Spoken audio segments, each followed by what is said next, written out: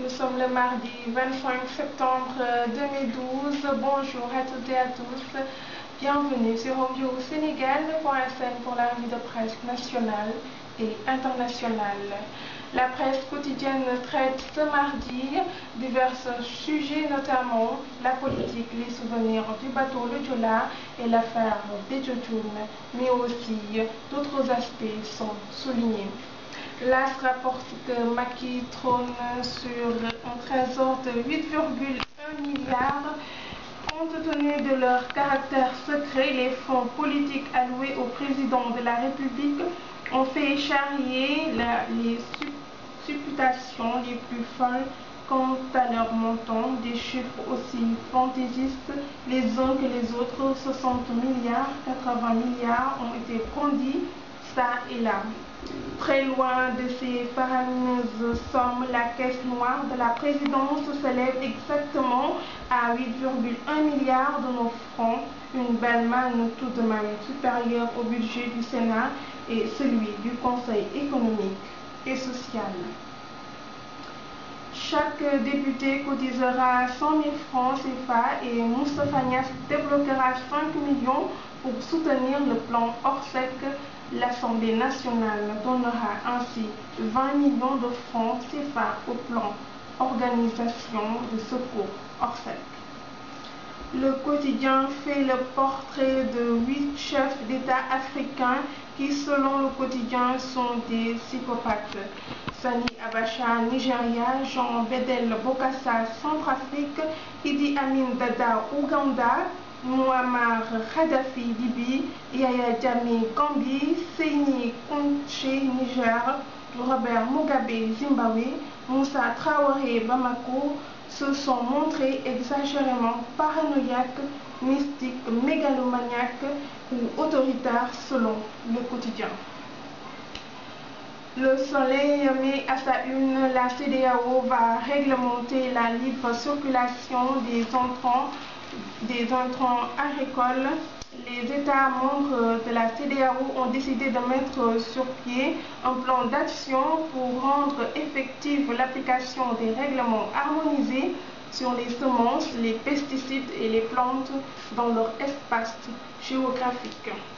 Un atelier régional d'information et d'échange organisé sous l'égide du Conseil ouest et centrafricain pour la recherche et le développement agricole a lieu depuis hier à Saly, Portugal, pour discuter des modalités de mise en œuvre du plan. Macky Sall prononce son discours à la 67e session de l'Assemblée générale de l'ONU aujourd'hui, selon Le Soleil, à lire à la page 2. L'Observateur met à sa barre des titres: une partie de la constitution sénégalaise sera modifiée. Le président Macky Sall déclenche le chantier des réformes institutionnelles et accélère le processus pour la réduction de son mandat de 7 à 5 ans. Béthio dans tous ses états, titre l'Observateur. Les Jawrin des Djantakoun ont déposé un mémorandum sur la table du gouverneur et du préfet de Thiès. Il attire l'attention du pouvoir public sur les dangers de la détention prolongée de Cheikh Béthio Thioune, dont la santé est précaire. L'Observateur nous livre les extraits du mémorandum. Le guide des Djantakoun et sa 7e épouse réclament plus de 5 milliards à l'Observateur car se sentant diffamés après la publication de l'article évoquant la visite de la 7e épouse de Béthio à la prison. Rien ne va plus à l'alliance Jëf-Jël et pour comprendre les véritables raisons de cette crise, il faudra remonter à l'entre-deux tours de l'élection présidentielle de 2012.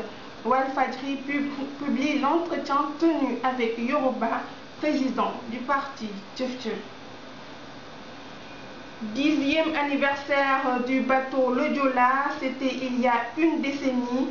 Près de 2000 personnes sombrent dans les entrailles de l'Atlantique.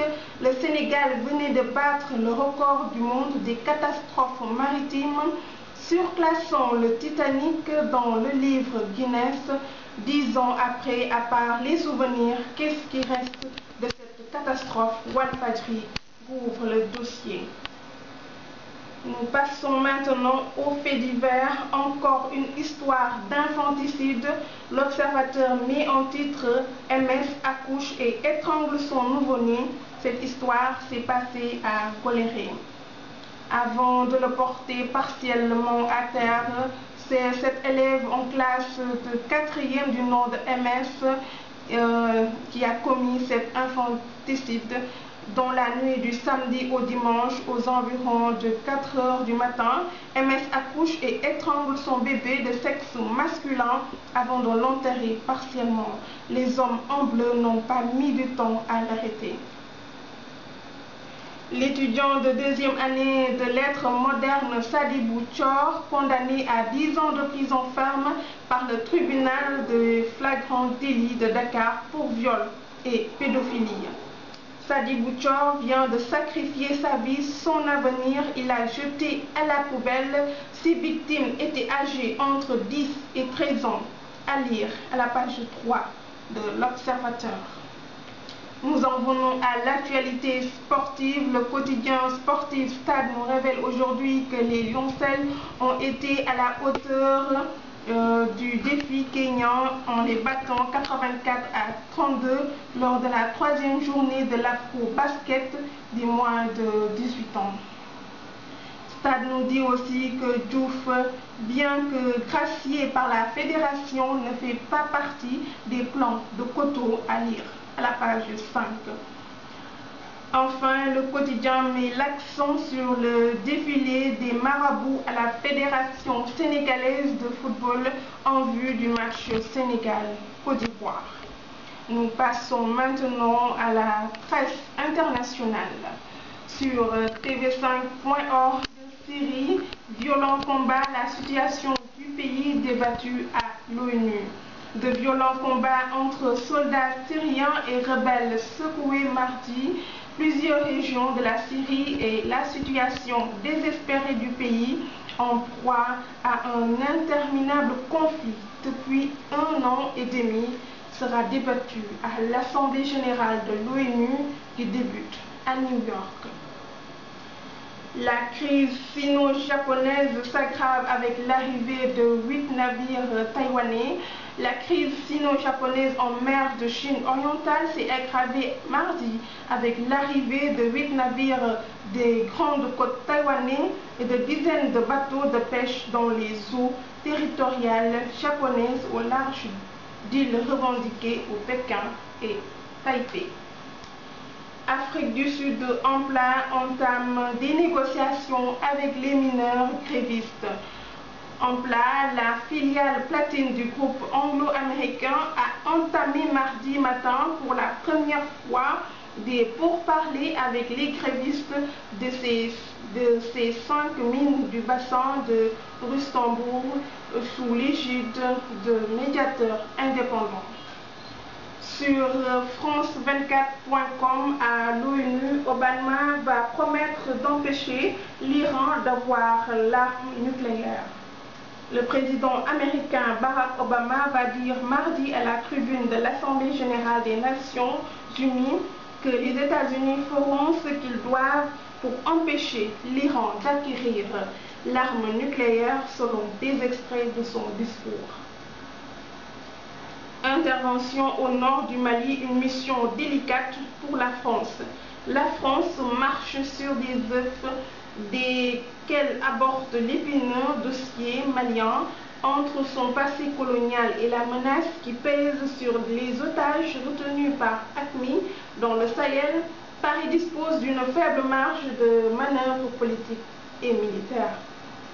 Bug Facebook, le gouvernement français demande des comptes. La publication de messages privés mardi sur le journal de certains utilisateurs du réseau social suscite une vive polémique alors que Facebook démontre toute défaillance technique. Le gouvernement français demande à la direction de Facebook France de s'expliquer dès mardi devant la CNIL. C'était tout pour cette revue de presse nationale et internationale. Nous vous remercions de votre aimable attention et nous vous donnons rendez-vous demain sur hombiosénégal.sn. Au revoir.